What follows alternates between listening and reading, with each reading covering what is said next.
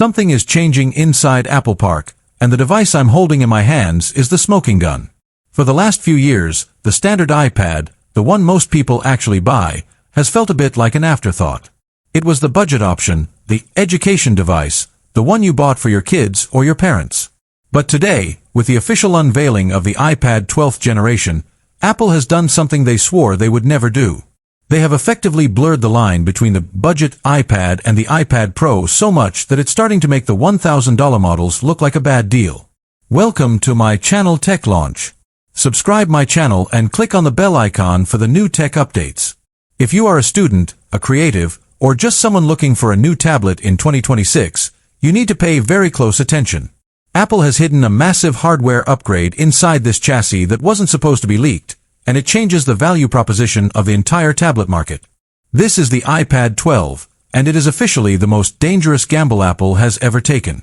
Let's start with the design, because for the first time in nearly half a decade, the iPad doesn't just look like a refined version of the previous model. It feels like a piece of the future. Apple has finally moved to a zero-bezel philosophy for the base model. By utilizing the new LiPo low injection pressure overmolding technology that we first saw on the iPhone 15 Pro, they've managed to shrink the borders to a degree that makes the 11-inch display feel massive. But it's not just about the size. It's about the glass. For the first time on a non-Pro model, the iPad 12 features a Liquid Retina X display with a 90 Hz refresh rate. Now, I know what the tech purists are saying, it's not 120 Hz promotion. But 90 Hz is the Goldilocks zone. It is significantly smoother than the aging 60 Hz panels we've been stuck with for years, making scrolling, gaming, and drawing with the Apple Pencil feel instantaneous. It's Apple's way of giving you the Pro feel without the Pro price tag, and it is a move that has the competition scrambling. But the real story, the thing that should be the headline of every tech site today, is what's under the hood.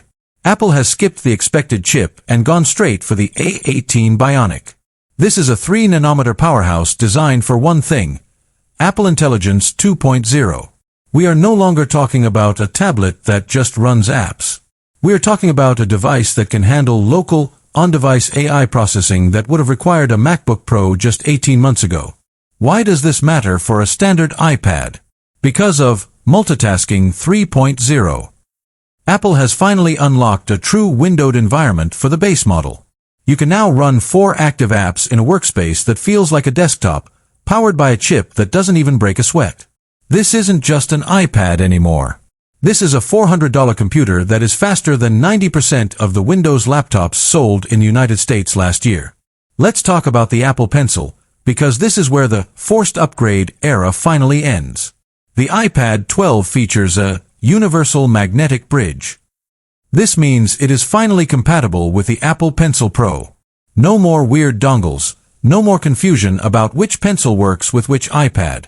You get the squeeze gestures, the haptic feedback, and the barrel roll features that were once exclusive to the $1,500 setups. But Apple didn't stop there. They've introduced a new haptic paper coating on the display.